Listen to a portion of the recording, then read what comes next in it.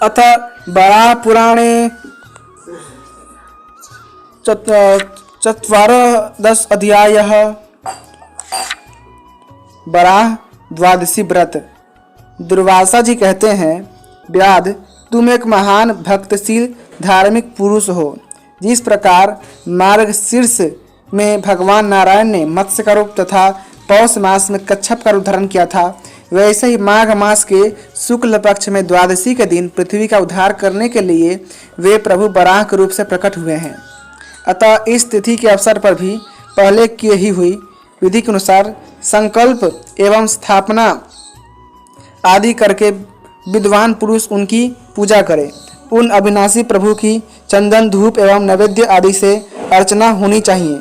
पूजन के उपरांत उनके सामने जल से भरा एक कलश रखे।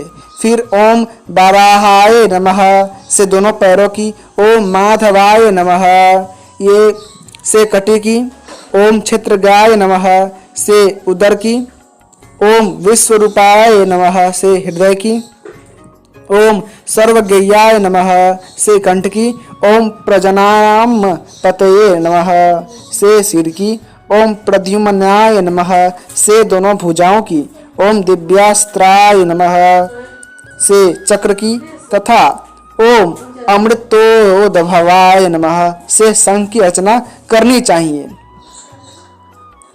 इस प्रकार पूजा कर विवेकी पुरुष वराह भगवान की प्रतिमा को कलश पर स्थापित करें।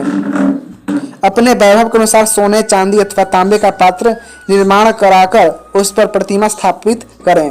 यदि शक्ति हो तो चतुर पुरुष भगवान वराह की स्वर्णमयी ऐसी प्रतिमा बनवाए जिसमें उन प्रभु के दाढ़ पर पर्वत और वन और वृक्षों के सहित पृथ्वी विराज रही हो। फिर इस प्रकार भावना करनी चाहिए, जो भगवती लक्ष्मी के प्राणपति हैं, जिन्होंने मधु नामक दैत्य को मारा है, अखिल बीज जिनमें सुरक्षित रहते हैं तथा जो रत्नों के भाजन हैं, वे ही परम प्रभु साकार होने के विचार से वराह रूप धारण कर यहाँ स्थित हैं। फिर उन्हें कलश पर विराजमान कर दें। उन्हें वह कलश 2 सफ़ेद वस्त्रों से आच्छादित होना चाहिए। उस पर तांबे का एक पात्र रहना आवश्यक है।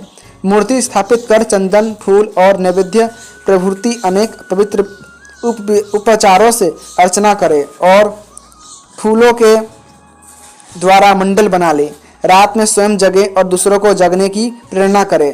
पंडित पुरुष का कर्तव्य है। इस शुभ समय में भगवान श्री हरि वराह रूप से अवतरित हुए हैं।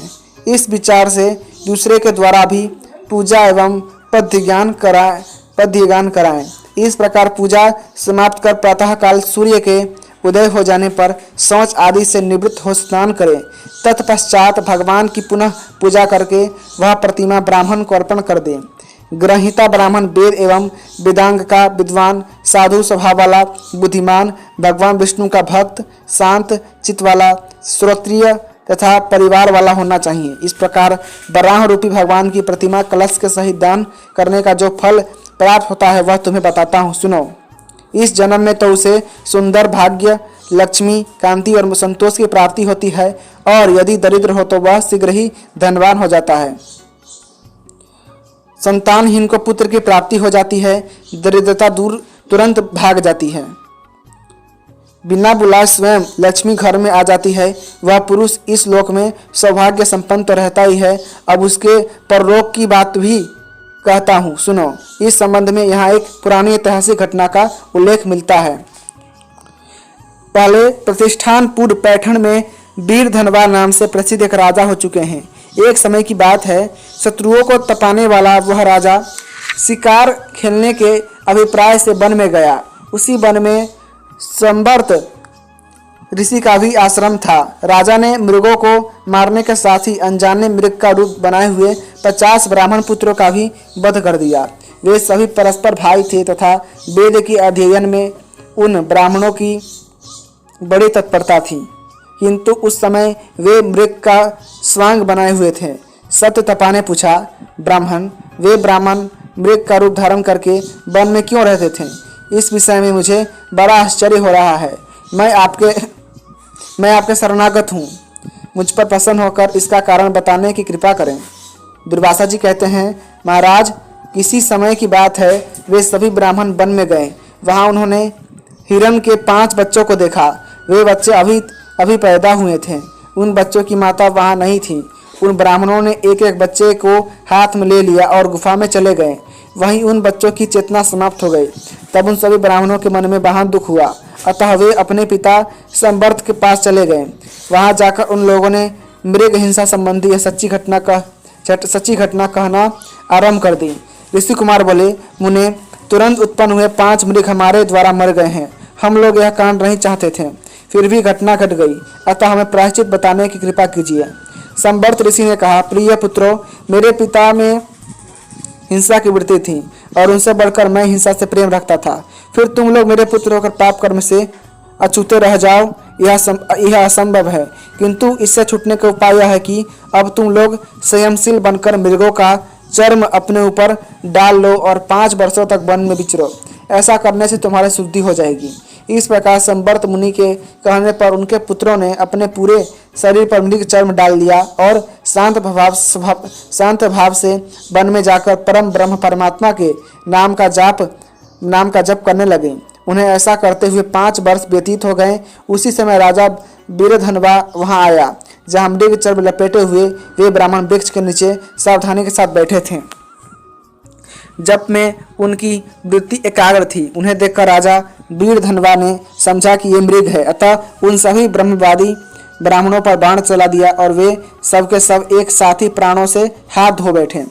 जब उत्तम व्रत का आचरण करने वाले उन मृत ब्राह्मणों पर राजा वीरधनवा की दृष्टि पड़ी तो वे भय से कांप उठे। अब वे देवरात नामक मुनि के आश्रम में गए और उनसे पूछा, मुनिवर जी, मुझे ब्रह्महत्या लग गई है, इसके निवारणार्थ मुझे क्या करना चाहिए? उस समय वीरधनवा ने आदि से अंत तक की सभी बातें मुनि से बता दी और वे फिर अत्यंत शोक से व्याकुल होकर जोर जोर से रोने लगे। उन्हें रोते देखकर ऋषि ने कहा, राजन, डरो मत, मैं तुम्हारा पाप दूर कर दूंगा। जिस समय पृथ्वी सूतल नामक पाताल में डूब रही थी तो देवादिदेव भगवान विष्णु ने स्वयं वराह का रूप धारण कर उसका उद्धार किया था। राजेंद्र, वैसे ही ब्रह्म हत्या के पाप में डूबते हुए तुम्हारा भी वे प्रभु उद्धार कर दें। इस प्रकार देवराज ऋषि के कहने पर राजा वीरधनवा शांत एवं प्रसन्न हो गए और उन्होंने मुनि से पूछा, महानुभाव, किस प्रकार भगवान श्रीहरि मुझ पर प्रसन्न हो सकते हैं जिससे मेरे सब पातक नष्ट होंगे? दुर्वासा जी बोले, मुनिवर, जब इस प्रकार वीरधनवा ने देवराज ऋषि से पूछा तो उन्होंने उस राजा को यह व्रत बतला दिया और नरेश ने इस व्रत का अनुष्ठान किया। इसके प्रभाव से राजा वीरधनवा ब्रह्म हत्या के पाप से मुक्त होकर अपार भोगों को भोगने के पश्चात सुवर्ण के सुंदर विमान पर चढ़कर स्वर्ग चला गया।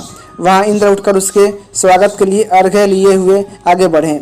इंद्र को आते देखकर भगवान श्रीहरि के पार्षदों ने उनसे कहा, देवराज, आप इधर न देखें, कारण आपकी तपस्या इनसे न्यून है। इसी प्रकार एक एक करके सभी लोकपाल आए और तपहीन होने के कारण भगवान विष्णु के सेवकों ने उनमें से किसी को भी स्वागत का अवसर नहीं दिया, क्योंकि राजा वीरधनवा के तेज प्रताप के सामने वे फीके पड़ रहे थे। महामुने, इस प्रकार वह राजा सत्यलोक तक पहुंच गया। वहां पहुंचने पर जन्म मरण की श्रृंखला समाप्त हो जाती है। वह सत्यलोक न तो अग्नि से भस्म होता है और न जल में लीन ही होता है। आज भी महाराज वीरधनवा देवताओं द्वारा प्रशंसित होते हुए वही विराजमान है। यज्ञ स्वरूप धारण करने वाले भगवान श्रीहरि के प्रसन्न हो जाने पर कौन सा ऐसा आश्चर्यकारी कर्म है जो संपन्न न हो सके? उनके प्रसन्न होने पर इस जन्म में भी आयु, आरोग्य और सौभाग्य सुलभ हो सकते हैं। इस एक द्वादशी व्रत में ऐसी शक्ति है कि विधि के साथ उनका आचरण करने से मानव उत्तम सौभाग्य पाने का अधिकारी हो जाता है। फिर जो सभी व्रतों को संपन्न करे उसके लिए तो कहना ही क्या है। उसे तो भगवान नारायण स्वयं अपना स्थान देने को तत्पर हो जाते हैं। भगवान नारायण की एक से एक श्रेष्ठ 4 मूर्तियां हैं, इसमें कोई संशय की बात नहीं है। जैसे उनका जलसाय नारायण रूप है, वैसे ही उन प्रभु ने मत्स्य का रूप धारण कर वेदों का उद्धार किया। फिर उसी प्रकार कूर्म रूप से क्षीर सागर को मंदराचल के सहारे मथने की योजना बनाई। मंदराचल को पीठ पर धारण किया था। यह उनकी दूसरी मूर्ति है। पुनः पृथ्वी रसातल में चली गई थी, वैसे उसे ऊपर लाने के लिए उन परम प्रभु ने बराह का रूप धारण किया था।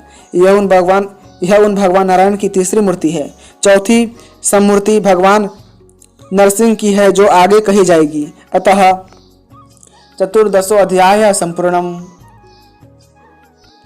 इसी के साथ वराह पुराण का 40वां अध्याय समाप्त हुआ। यदि आपको ये कथाएं अच्छी लगती है तो कृपा करके चैनल को सब्सक्राइब करें, वीडियो को लाइक करें और अपने दोस्तों के साथ जरूर शेयर कीजिएगा। धन्यवाद। जय श्रीमन नारायण।